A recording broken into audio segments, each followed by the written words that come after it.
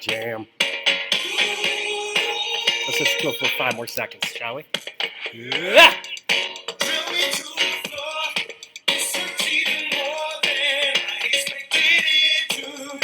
Oh, I wish I could play that the whole lecture, because that's going to be about the best part of this lecture.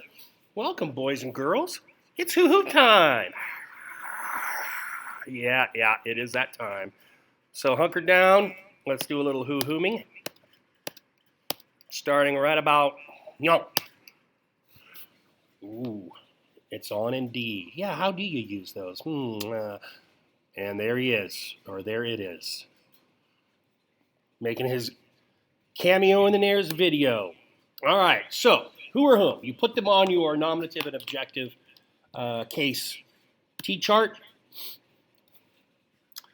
Who is the nominative and whoever, whom is the objective and whomever. And any sentence that you have the usage of who or whom is going to have what we call a who or whom clause. And most of those clauses are going to begin with who or whom. I'll tell you about the ones that don't later. But the first thing you want to do is isolate the who or whom clause, all right? So then once you've isolated it, look at the who or whom and determine by its function, whether it should be behaving like a subject, direct object, what its function is. That will tell you which case to use and then which pronoun to use, all right? So you have the clause, you determine the function of the pronoun, you determine the case of the pronoun. Let's say you say the function is direct object, the case then is objective, and you then choose whom. And that's all you do. Although, I will teach you a second method to doing this. Let's do a little practice. All right. So, Peter is the student whom got a perfect score. So, whom got a perfect score is our whom clause. We now ignore Peter is the student. We ignore everything else in the sentence except for that isolated whom clause. Completing the steps here. What is the subordinate clause? Just gave it to you. What's the function of the pronoun? Okay, now we go through like process of elimination. Let's start with the nominative case ones first. What is our verb, right? When we do clauses, we always start with the verb. The verb is got. So I'm going to look for my subject. Well, it's action, firstly, right? So that means I don't have a predicate nominative. Now let's look for my subject. Well, my subject has to be who or whom, because that is the only thing that can be the subject of that clause. So since it is a nominative case pronoun because it's a subject, I've got to go with who. All right? Once again, isolate the clause and then find out what the function of the who or whom is. Start with your verb and go from there. Next one. This is my friend Carol, whom I met at camp. What is the clause? Whom I met at camp. What's the function of the pronoun? Okay, let's do the process of elimination again, all right? Firstly, what's my verb? Met. What's the subject for it? I. Okay, so we know that who or whom can't be a subject, and we know that it can't be a predicate nominative because we have an action verb, met. So it's going to be whom, right? Are there any prepositions that don't have an object? There's a preposition, at, but it has the object can't. So it's not an object of the preposition. And now this is where whom gets a little tricky. Whom actually is serving as a direct object, but it's not in the direct object place. So we kind of have to imagine it right here. So when we ask the question, who or what was met at camp? I met whom. And so whom would answer that question. So we have a direct object, thus the objective case, thus we've got to go with whom. Next. Who or whom he is. All right, that's our clause. So we've isolated our clause. What's the function? Again, I'm going to go back to process of elimination. Is, that's linking. So I can't have a direct or indirect object, and I don't see any prepositions. So that rules whom out altogether. So it's got to be a who. Does is have a subject? It does. It's he. So by process of elimination, I know my choice is who, predicate nominative. But just like with a direct object, the who isn't in the predicate nominative place. So we have to kind of imagine it popping over here. And we know it's a predicate nominative due to that linking verb. So he is who is how you would think of reading that, all right? And we know he is the subject because we don't want to change our subject-verb order. He comes before is, therefore he is the subject. One more. All right. Many people With whom she is acquainted, have high expectations. Okay, so our clause here, let me do this. Let me come out of here because this is going to be a little tricky. There's our clause in highlight, right? With whom she is acquainted. Now, you may want to jot this down in your notes right now. I said all whom clauses should begin with who or whom, right? But when a preposition immediately precedes the who or whom, it's actually a very easy choice at this point. Your answer has to be whom because it's the object of that preposition. So you include the preposition in the whom clause, and just by doing that, you know that your answer will be whom, object of the preposition. Okay? Now, if you need to go back and watch this a couple times before we do the practice, go right ahead. The other way, if you don't like that process of elimination, I recognize some patterns, and you can memorize these patterns and be very successful. All right?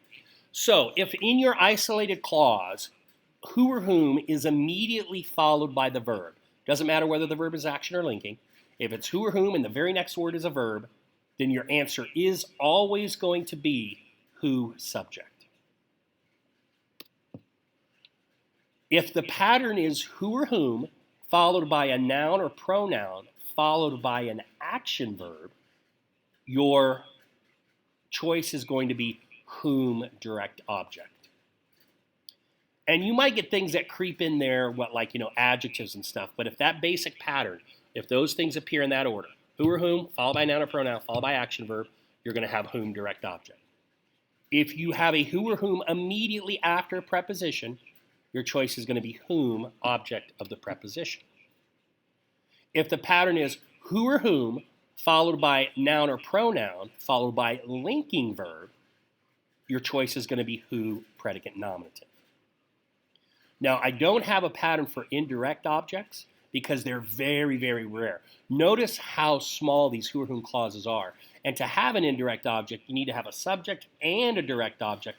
They exist, but they're very rare. So I do not have a syntax pattern for indirect objects. And I think even in all the exercises we're going to do, if we see one, that will be a miracle. So I'm not too worried about it. All right, practice. Here's what we're going to do. I'm going to put all these up here, and I want you to write down, I want you to write down the answer you think and the justification. Freeze the video now, because then I'm going to give the answers. Freeze it now. Okay, answers. Your first one should be whom, direct object. You have studied whom. Or, syntax pattern, who or whom, followed by noun or pronoun, you, followed by action verb, have studied, gives you whom, direct object. Next one, whom recorded the history of her state. That is the clause. Who, subject. All right? Syntax pattern, who, immediately followed by a verb, is always going to be who, subject. Process of elimination, well, recorded needs a subject. It doesn't have one, and so it's got to be who. Third one, whom she described is your clause. Your answer is whom, direct object. Syntax pattern, who or whom, followed by noun or pronoun, followed by action verb, is always going to be whom, direct object. Process of elimination, we've got an action verb, so we know we don't have a predicate nominative. We've already got a subject. We don't have any prepositions, so we have eliminated who by the fact that we can't have a PN and we have a subject. We don't have any prepositions, so we know it's not whom, object of the preposition, and so thus it's got to be whom, direct object. It can't be indirect object because we don't have a direct object in that clause. Finally, the last arrow, whom understood plant medicine. Who, subject. We'll do one more slide of these. Okay, freeze the video now, do the work, and I will come back with answers. Freeze now. Okay, here are the answers. For the first one, to whom the ranchers brought the sick. Okay? Well, we see that preposition right before, so it's got to be to whom. Your answer is whom, object of the prep. Next one, whom it was. That's your clause.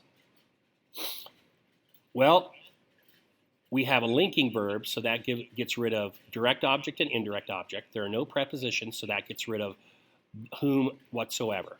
We have a subject for was, so it's not who subject, it's who predicate nominative. Syntax pattern, Who followed by noun or pronoun, followed by linking verb, will always be who predicate nominative. The next one is who subject, who were very fearful of modern ways. And the final one is whom they greatly admired, and that one is going to be whom direct object. All right?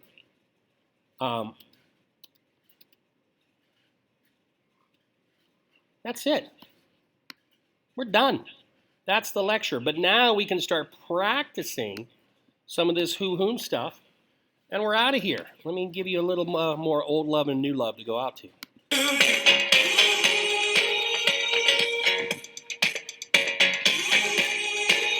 This song is the jam. I suggest downloading it. What's even more awesome is driving around 150 miles to a city with this playing on your car radio.